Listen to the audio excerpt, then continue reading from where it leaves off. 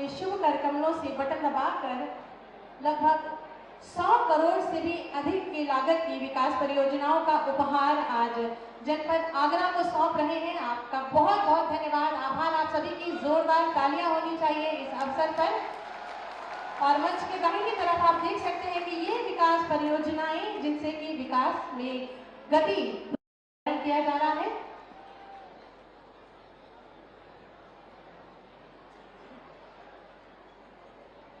बहुत बहुत धन्यवाद माननीय। भारत माता की, भारत माता की, वंदे वंदे वंदे, नमः पार्वती पतिये हर हर।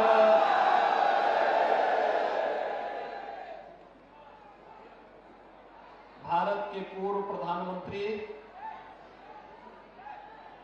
भारत रत्न स्वर्गीय अटल बिहारी वाजपेयी जी की पावन जयंती के अवसर पर उनकी पैतृक भूमि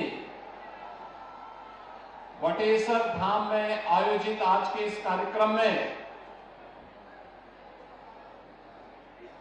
आयोजित इस समारोह में उपस्थित केंद्रीय मंत्री प्रोफेसर एसपी सिंह बघेल जी, उत्तर प्रदेश सरकार में मंत्रिमंडल के मेरे सहयोगी मंत्रीगण श्री सूर्य प्रताप शाही जी, श्रीमती बेबी रानी मौर्य जी, श्री जयवीर सिंह जी, श्री धर्मपाल सिंह जी, श्री योगेंद्र उपाध्याय जी, श्री धर्मवीर प्रजापति जी, माननीय सांसद श्री राजकुमार चाहर जी, जिला पंचायत अध्यक्ष श्रीमती मंजू भदौरिया जी, महापौर श्रीमती हेमलता दिवाकर जी, माननीय विधायक श्रीमती रानी पक्षालिका सिंह जी, श्री भगवान सिंह कुशवाहा जी, चौधरी बाबूलाल जी, डॉक्टर धर्मपाल सिंह जी, श्री पुरुषोत्तम खंडेलवाल जी, डॉक्टर जीएस धर्मेश जी, श्री छोटेलाल वर्मा जी, श्री विजय शिवहरे जी, भारतीय जनता पार्टी के प्रदेश के उपाध्यक्ष श्री संतोष सिंह जी, भारतीय जनता पार्टी के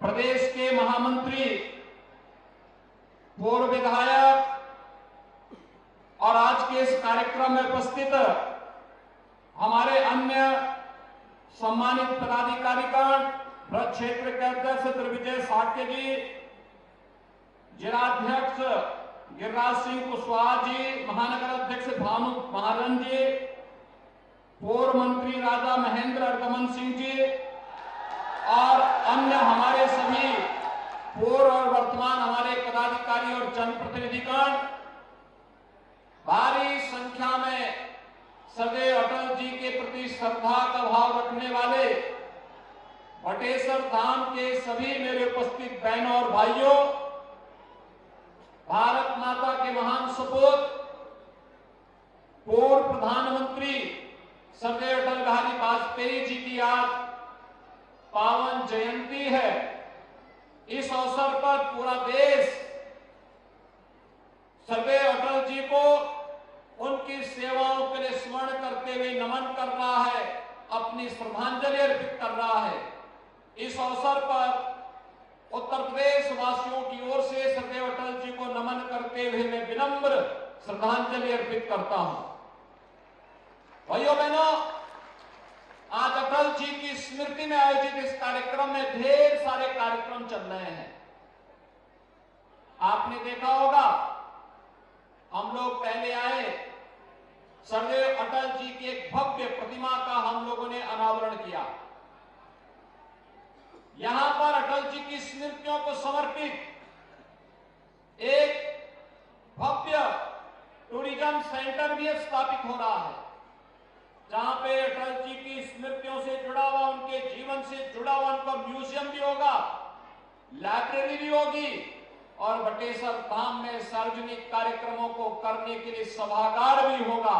इसका भी अवलोकन करते हुए हम लोग आए हैं। तो अब आगरा से वृंदावन धाम जाने के लिए, गोवर्धन धाम जाने के लिए हेलीकॉप्टर की सेवा का शुभारंभ भी आज किया गया है और विकास की लगभग 150 करोड़ रुपए की परियोजनाओं का लोकार्पण और शिलान्यास का कार्यक्रम भी संपन्न हुआ है। पर्यटन विभाग की प्रदर्शनी का उद्घाटन हुआ है, तो कृषि विभाग के कृषि मेले का भी यहां पे उद्घाटन हुआ है। भाइयों बहनों, इन सभी कार्यों के लिए मैं आप सबको हृदय से बधाई देता हूं, आपका अभिनंदन करता हूं। हम सब जानते हैं अटल जी एक विराट व्यक्तित्व के स्वामी थे और ये भगवान शिव की, देवादिदेव महादेव की ही कृपा थी कि बटेश्वर को सरदेव अटल जी के पूर्वजों की धरती होने का सौभाग्य प्राप्त हुआ। अटल जी प्रधानमंत्री बने, केंद्रीय मंत्री बने, सांसद बने, भारतीय जनसंघ और भारतीय जनता पार्टी के अध्यक्ष बने। जन्म उनका ग्वालियर में हुआ था, लेकिन बटेश्वर धाम से उनका संपर्क और संवाद निरंतर जीवन पर्यंत बना रहा, क्योंकि उनका जैसा विराट व्यक्तित्व एक बात को कहता था कि छोटे मन से कोई बड़ा नहीं होता और टूटे मन से कोई खड़ा नहीं होता। भाइयों बहनों, यही है उनके बड़प्पन का राज। उन्होंने हरेक को सम्मान दिया, पक्ष हो विपक्ष हो,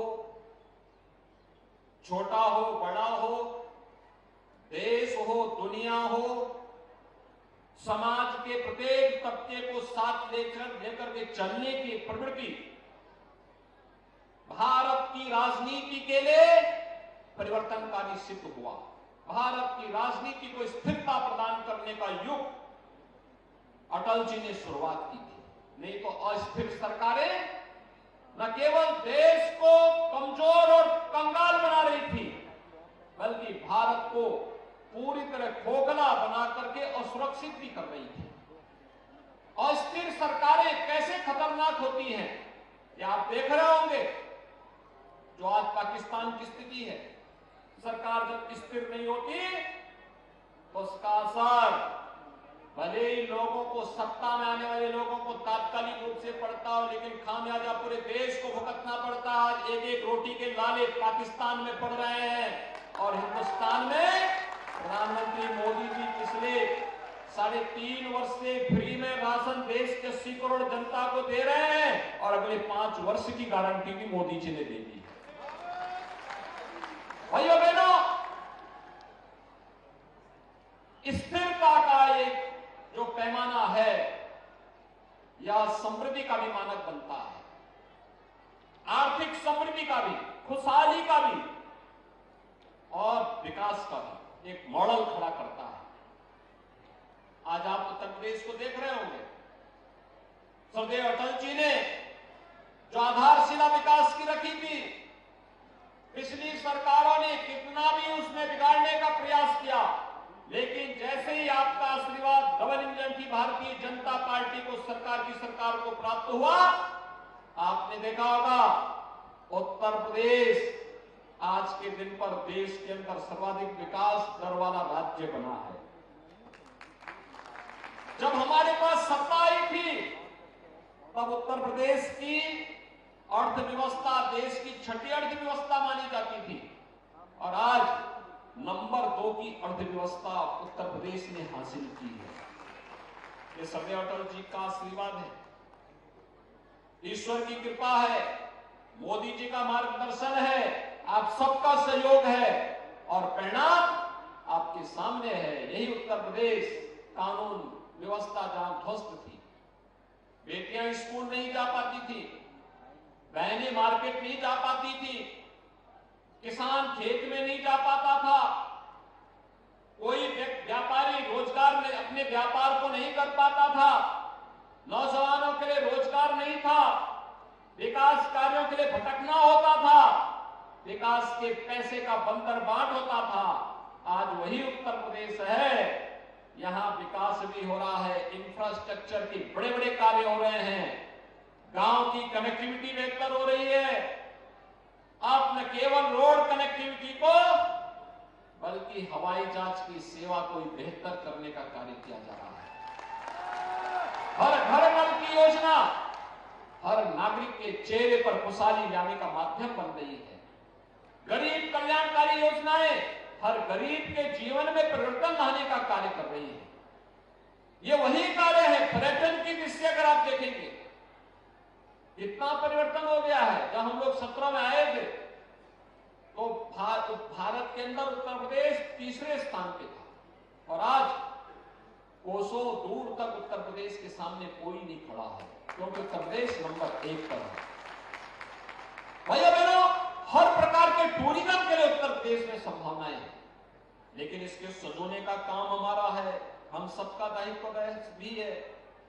स्वच्छता को बनाए रखना, एक शिष्ट व्यवहार आने वाले टूरिस्ट के साथ करना, कोई भी दुर्व्यवहार न हो, कोई चीटिंग न हो, किसी भी प्रकार की अव्यवस्था और अराजकता न हो, गुंडागिरी और माफिया प्रवृत्ति के तत्वों के साथ सख्ती से निपटने के पुलिस और प्रशासन के अभियान में हम सबका आशीर्वाद निरंतर प्राप्त होता रहेगा।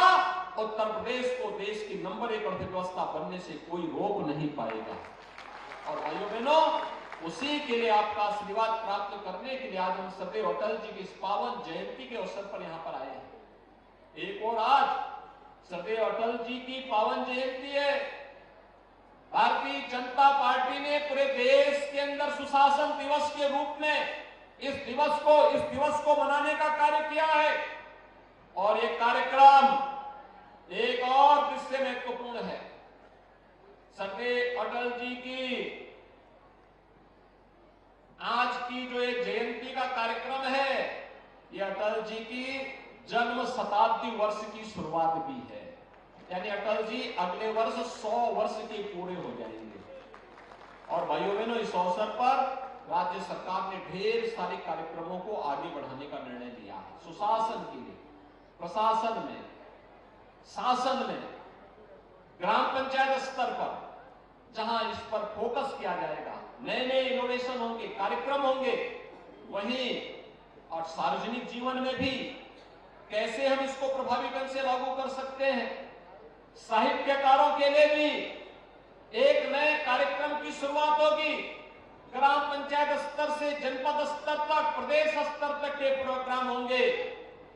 तो बेसिक शिक्षा परिषद के स्कूल से लेकर के विश्वविद्यालय स्तर तक के भी प्रतियोगिताएं होकर के राज्य स्तर पर उन्हें सम्मानित करने और उन्हें फिर स्कॉलरशिप देने के कार्यक्रम को भी हम आगे बढ़ाने का कार्य करेंगे। भाइयों बहनों, अटल जी ने जो कुछ दिया वह देश को एक नई दिशा देने वाला है। आपने देखा होगा, स्वर्णिम चतुर्भुज का हो या फिर नेशनल हाईवे को वर्ल्ड क्लास हाईवे के रूप में स्थापित करने का, प्रधानमंत्री ग्रामीण सड़क योजना का कार्य हो या गरीबों को अन्न देने का कार्य, इस सदैव अटल जी के द्वारा जो प्रारंभ किया गया था, आज उसी का परिणाम है कि प्रधानमंत्री मोदी जी के नेतृत्व में गरीब कल्याणकारी योजनाएं आजादी के बाद सबसे प्रभावी तरीके से आगे बढ़ रही हैं और विकसित भारत संकल्प यात्रा इन गरीब कल्याणकारी योजनाओं को आप सब तक पहुंचाने का एक सशक्त माध्यम बन रही है। मेरी आप सबसे अपील होगी, विकसित भारत संकल्प यात्रा में हम सब भी सहभागी बने। विकसित भारत संकल्प यात्रा जो लाभार्थी हुआ है वो अपनी बातों से अपनी सफलतम कहानी को कहे और जिसको नहीं मिला है वो अपना रजिस्ट्रेशन करवा ले। उस तक भी शासन की योजना का लाभ गरीब को, जिसको आवास नहीं मिला आवास मिलेगा, जिसको शौचालय नहीं मिला शौचालय मिलेगा, जिसको पेंशन नहीं मिला उसको पेंशन मिलेगा, जिसको राशन नहीं मिला उसको राशन मिलेगा। हर प्रकार की सुविधा का लाभ उन्हें प्राप्त होता हुआ दिखाई देगा। और इसी उद्देश्य से आज हम सब आपके बीच में यहां पर आए हैं। भाइयों बहनों, अटल जी जैसा विराट व्यक्तित्व हम सबको एक नई दिशा देता है। और प्रदेश सरकार ने और केंद्र सरकार ने, डबल इंजन की जो सरकार है, इस सरकार ने सीधे तय किया 18 अटल आवासीय विद्यालय, गरीबों के बच्चे, श्रमिकों के बच्चे वहां पढ़ रहे हैं। आप आगरा में अटल आवासीय विद्यालय में जाकर के देखिए, और गरीबों के बच्चे तो भटकते थे, कोई प्रोत्साहन नहीं था। आज उन बच्चों के लिए कैसा अच्छा आधुनिकतम इंफ्रास्ट्रक्चर के विद्यालय बन रहे हैं। ये अटल जी की प्रेरणा थी, प्रधानमंत्री मोदी जी का मार्गदर्शन और नेतृत्व था। उत्तर प्रदेश सरकार ने सफलतापूर्वक उसको लागू किया। हम प्रभावी ढंग से इसको लागू करने जा रहे हैं। एक इंटरनेशनल पोटैटो सेंटर, आलू के लिए शोध करने के लिए एक अंतर्राष्ट्रीय केंद्र के लिए हम लोगों ने आगरा में लैंड उपलब्ध करवा दी है भाइयों बहनों। और अब अंतर्राष्ट्रीय पोटैटो सेंटर, यहां पे रिसर्च सेंटर बनेगा। आलू की कौन सी किस्म की मांग दुनिया में है, देश में है, वह बीज भी उपलब्ध कराएगा। और साथ साथ फूड प्रोसेसिंग के क्षेत्र में कहां कहां पे इस आलू का उपयोग होना है, उसके लिए मार्केट भी उपलब्ध कराने में योगदान देगा। हमारे अन्नदाता किसानों की आमदनी को कई गुना बढ़ाने में इससे मदद मिलेगी। और भी अनेक कार्यक्रम लेकर के आज कृषि विभाग आपके पास है। एग्जीबिशन जो लगी हुई है ना, इस एग्जीबिशन को 3 दिनों तक अवलोकन करें, देखें, ढेर सारी जानकारी मिलेगी। रजिस्ट्रेशन करिए, शासन की योजनाओं का लाभ लीजिए। सरकार ने तय किया है कि अगले 2 वर्ष के अंदर 50,000 से अधिक किसानों को हम लोग सोलर पैनल उपलब्ध कराएंगे, जिससे डीजल के पंपिंग सेट से मुक्ति मिले और सूरज की रोशनी से उसके खेत में पानी पहुंचाने की पुख्ता व्यवस्था हो सके। कोई खर्चा नहीं, केवल साल में एक बार आप उसके पैनल की सफाई कर दीजिए, जांच कर दीजिए, बाकी कोई खर्चा नहीं। और आप अगर इसको मेंटेन करेंगे, कई वर्षों तक फ्री में आपके ट्यूबवेल को चलाने का वो काम करेगा। सरकार इस दिशा में निरंतर प्रयास कर रही है। ऑर्गेनिक प्रोडक्ट को पैदा करवाइए, सरकार उसके सर्टिफिकेशन के साथ जोड़ेगी और फिर आपके प्रोडक्ट का, चाहे वह धान हो, गेहूं हो, आलू हो, सब्जी हो, दलहन हो, तिलहन हो या फिर मकई हो, इसका भी आपको अच्छा दाम दिलाएगी। और भी अन्य तरीके से अन्नदाता किसानों के जीवन में परिवर्तन लाने के लिए जो कुछ भी हो पाएगा, ये डबल इंजन की सरकार पूरी प्रतिबद्धता के साथ इस कार्य को आगे बढ़ाना चाहती है। और इसी कार्यक्रम के साथ जुड़ने के लिए आज हम सब आपके बीच में यहां पर आए हैं। भाइयों बहनों, मुझे प्रसन्नता है जब हम लोग पहली बार में अटल जी की इस पावन जन्मभूमि पे आया था, तब से और आप में काफी सुधार हुआ। यहां पे आप सोचे 8वीं सदी से लेकर 13वीं सदी तक बने हुए मां यमुना के तट पर भव्य मंदिर उस कालखंड में बने हैं। इन मंदिरों ने विदेशी हमलों को भी झेला है, लेकिन तब भी यहां के जज्बे के सामने विदेशी हुकूमतें परास्त हुई और ये मंदिर फिर से आपकी आस्था के जीवंत केंद्र बनकर के उसी आस्था और श्रद्धा के साथ आगे बढ़ रहे हैं। और आज पर्यटन विभाग इनके सुंदरीकरण के कार्यक्रम को तेजी के साथ आगे बढ़ा रही है। भाइयों बहनों, यहाँ पे जो पर्यटन सुविधा का केंद्र बन रहा है, म्यूजियम बन रहा है, अन्य तमाम प्रकार के जो मल्टीपर्पज हॉल बन रहा है, लाइब्रेरी, अटल जी की साहित्यिक रुचि से जुड़े हुए जो यहाँ पे लाइब्रेरी तैयार हो रही है, ये सभी प्रकार की एक नई प्रेरणा का केंद्र बिंदु बनेगा।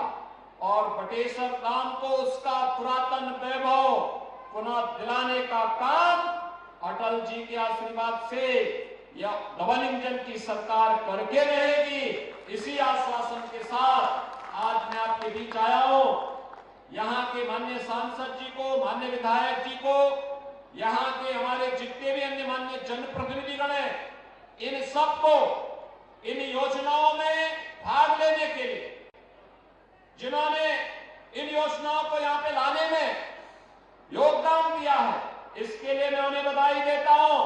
आपका मैं अभिनंदन करता हूं और विश्वास व्यक्त करता हूं कि इन योजनाओं का लाभ बटेश्वर धाम और आगरा वासियों को प्राप्त होगा। आप सबके प्रति मेरी शुभकामनाएं।